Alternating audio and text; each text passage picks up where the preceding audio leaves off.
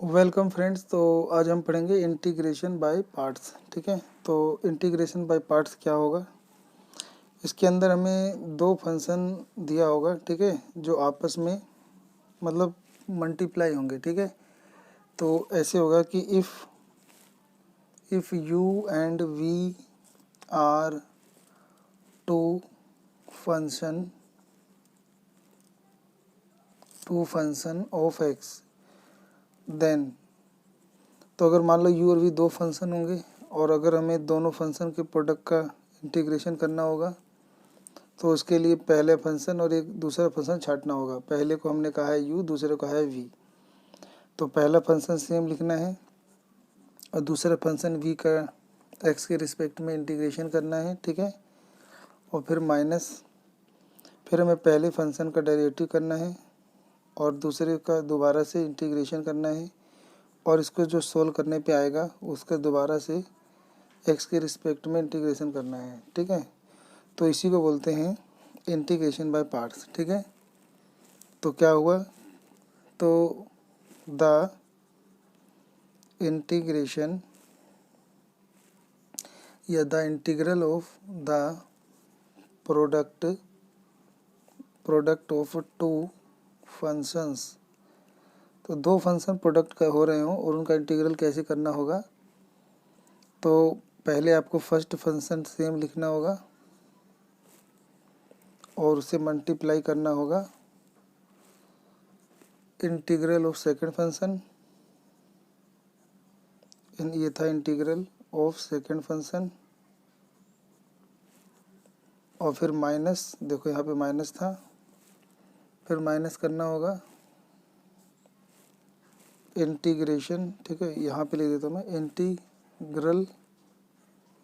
Integral of bracket, किसका bracket, तो पहले आपको लेना होगा डिफरेंशिएशन ऑफ फर्स्ट फंक्शन और उसे मल्टीप्लाई करना होगा दोबारा से इंटीग्रेशन या इंटीग्रल ऑफ सेकंड फंक्शन। ठीक है, ब्रैकेट बंद, तो इसका इंटीग्रल करना होगा और फिर माइनस। तो ये आपका पूरा प्रोसेस होता है। ठीक है, तो इसको हम एक पुष्टि कर सकते हैं ऐसे।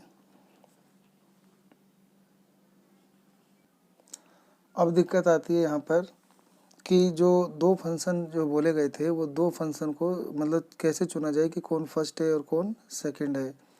तो उसके लिए आपको एक ऑर्डर याद करना होगा। ठीक है, तो वो ऑर्डर होता है तो आईलेट। ठीक है, आईलेट या आईलेट बोल देते हैं कई जने, तो आईलेट से आपको याद करना होगा। ठीक है, यहाँ पे ILATE इन सब का एक मीनिंग होता है। ठीक है, तो जो मतलब आई है तो उस आई का क्या मीनिंग है, आई का मीनिंग है आपका इन्वर्स ट्रिग्नोमेट्रिक फंक्शन। इसके अंदर आते हैं आपके इन्वर्स ट्रिग्नोमेट्रिक फंक्शन।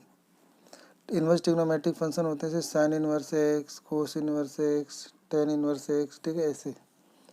एल होता है आपका लोगरिथमिक फंक्शन, जो कि अधिकतर आप सुनते हो log x। ठीक है, ऐसे में दिखता है log x स्क्वायर। ए होता है आपका एलजेब्रा या एल्जेब्रिक फंक्शन। एल्जेब्रिक फंक्शन होता है एक्स स्क्वायर।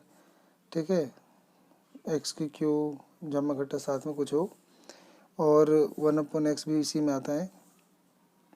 और टी का मतलब होता है ट्रिगोनोमेट्रिक। ठीक है, ट्रिग्नोमेट्रिक फंक्शन, जिसमें आपका आता है sine x, cos x, ten x, ऐसे ऐसे आते हैं। ठीक है, और ई होता है आपका एक्सपोनेंशियल। ठीक है, एक्सपोनेंशियल फंक्शन। इसे हम ज़्यादातर ई की पावर एक्स या ई की पावर 2x 3x के ई की पावर के एक्स ऐसे कुछ देखते हैं हम। ठीक है, तो इसमें आपको चुनना होता है। और कई बार क्या होता है कि एक ही फंक्शन होता है, जैसे मान लो सिर्फ साइन एक्स होता है या सिर्फ 10x होता है, तो उसके साथ ना हम मल्टीप्लाई एक लेकर कर सकते हैं। ठीक है, तो ऐसे क्वेश्चन भी हम देखेंगे बाद में। ठीक है, तो अब एक एग्जांपल लेते हैं। तो मान लो मेरे पास एक क्वेश्चन है, इवेलुएट करना है एलिवेट करना है मुझे x साइन 3x को, ठीक है। तो आप यहाँ पे साफ देख पा रहे हो कि एक x है जो कि एल्जेब्रिक फंक्शन है, एक ट्रिग्नोमेट्रिक फंक्शन है, ठीक है। तो अब यहाँ से चेक करो ऑर्डर में, तो आइलेट का ऑर्डर चेक करो। तो आइलेट में आपका ये कौन सा एल्जेब्रिक फंक्शन या ट्रिग्नोमेट्रिक फंक्शन, तो एल्जेब्रिक पहले आ रहा है, ट्रिग्नोमेट्रिक बाद में आ रहा है, तो इससे आपको फर्स्ट फंक्शन लेना होगा, इसको सेकंड फंक्शन लेना होगा, ठीक है। तो पेपर में लिखना होगा कि taking x as a first function and sine 3x as a second function and integrate, ठीक है। अब आपको इंटीग्रेट कर सकते हो, तो आपको पहले फार्मूला भी याद करना है। फार्मूला होता है इंटीग्रेशन यू वी का, तो यू सेम वी का इंटीग्रेशन, फिर यू का डेरिवेटिव, फिर मल्टीप्लाई दूसरे फंक्शन v का इंटीग्रेशन, फिर इसका जो रिजल्ट आएगा उसका डी एक्स के रिस्पेक्ट में इंटीग्रेशन, ठीक है। तो यहाँ पर हम लिख देंगे u यानी x सेम, और दूसरा यानी साइन 3x का इंटीग्रेशन, और माइनस फिर पहले का डेरिवेटिव यानी x का डेरिवेटिव, तो यहाँ पे लिख देते हैं चलो x का डेरिवेटिव, और दोबारा से दूसरा फंक्शन साइन 3x का इंटीग्रेशन, और फिर जो ये रिजल्ट आएगा इसका dx, ठीक है। तो साइन का इंटीग्रेशन आपने पढ़ा होगा, तो साइन का इंटीग्रेशन होता है माइनस, तो माइनस कोस एक्स, और चेन रूल से इस 3x का डेरिवेटिव बटे में आ जाएगा 3, ठीक है। तो इंटीग्रेशन में जो डेरिवेटिव में चेन रूल होता था, जो मल्टीप्लाई में आता था, इंटीग्रेशन में वो डिवाइड में आता है, ठीक है। तो पहले साइन का डेरिवेटिव माइनस कोस एक्स, फिर एक्स का डेरिवेटिव यानी 3x का डेरिवेटिव 3 डिवाइड में आ जाएगा, ठीक है, ब्रैकेट बंद, माइनस एक्स का इंटीग्रेशन एक आ जाएगा, एक्स का मतलब डेरिवेटिव एक आ जाएगा, फिर इसका सेम आ जाएगा माइनस का कोस 3x और डिवाइड में 3। अब ये आपका मल्टीप्लाई जाएगा, तो माइनस एक्स कोस 3x और डिवाइड में 3, तो 3 को आप यहाँ लिख सकते हो, ठीक है।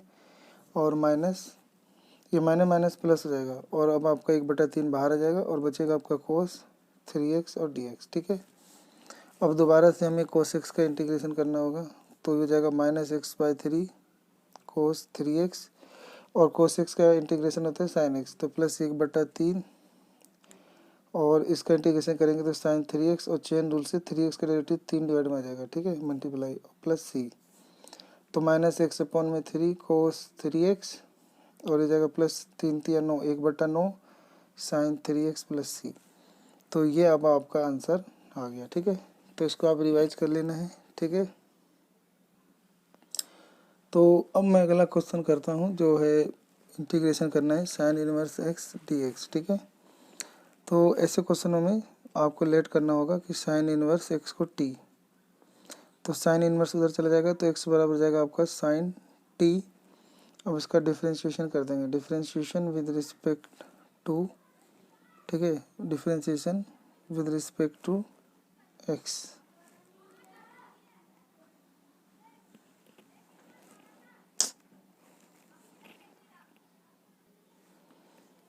तो ये हो जाएगा एक बराबर साइन एक्स का डेरिवेटिव क्या होता है कोस एक्स, यानी टी है तो कोस टी, और चेन रूल से टी का derivative D T by D x, D x इधर आ जाएगा, तो डी एक्स बराबर हो जाएगा कोस टी डी टी, सही है।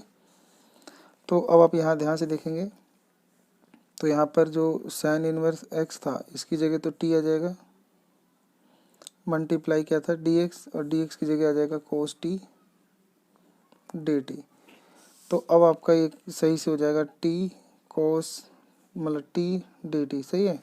तो अब ये क्या बन गया आपका, मतलब दो फंक्शन बन गया, ये हो गया अलजेब्रिक, ये हो गया ट्रिग्नोमेट्रिक। इसे फर्स्ट ले लो, इसे सेकंड ले लो, और इसे सॉल्व कर दो। तो क्या था, यू वी का इंटीग्रेशन करना था, ये इंटीग्रेशन बाय पार्ट्स कहलाता है, ठीक है, इंटीग्रेशन बाय पार्ट्स। तो ये होता है आपका यू सेम दूसरे का इंटीग्रेशन, फिर माइनस यू का डेरिवेटिव,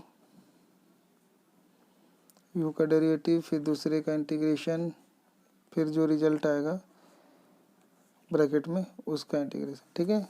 तो अब आपको क्या करना है कि पहला सेम यानी टी सेम कोस एक्स का इंटीग्रेशन, यानी कोस टी का इंटीग्रेशन, और फिर हम लिखेंगे टी का डेरिवेटिव, और फिर हम कोस टी का इंटीग्रेशन, ठीक है, और फिर जो रिजल्ट आएगा उसका टी के रिस्पेक्ट में दोबारा इंटीग्रेशन। तो कोस टी का क्या होता है वो होता है आपका कोस का इंटीग्रेशन होता है साइन टी, ठीक है। और माइनस टी का डेरिवेटिव 1 हो जाएगा और गुना कोस का हो जाएगा साइन टी और डी टी, सही है। तो हो जाएगा टी साइन टी, और ये साइन टी का इंटीग्रेशन क्या होता है, माइनस कोस, तो माइनस माइनस प्लस, तो प्लस कोस टी प्लस सी। अब यहाँ पे सबकी वैल्यू वापस रखनी होगी, तो याद करो शुरू में हमने x बराबर साइन टी लिया था, ठीक है।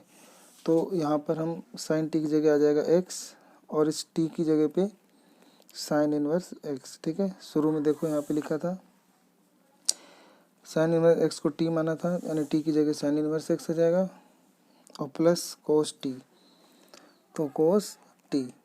तो अब कोस टी को क्या किया जाए, ठीक है। तो इसके लिए ना एक सूत्र लगाना पड़ेगा आपको, वो होता है कि साइन स्क्वायर थीटा और कोस स्क्वायर थीटा को टी कहते हैं, सही है। तो आपको अगर कोस थीटा चाहिए, सॉरी 1 होता है, इनका जोड़ 1 होता है, तो 1 माइनस साइन स्क्वायर थीटा, और साइन उधर भेजेंगे तो 1 माइनस साइन स्क्वायर थीटा, और इस स्क्वायर जाएगा रूट चढ़ जाएगा, तो कोस थीटा बन जाएगा under root 1 minus sine square theta. तो यहाँ पे जाएगा under root 1 minus sine square t plus c. तो x sine inverse x plus under root 1 minus sine square t. तो साइन टी को मतलब हमने साइन टी को क्या लिया था x, तो यहाँ पे x आ जाएगा, तो एक्स स्क्वायर प्लस सी। तो ये आपका आंसर आ गया, ठीक है।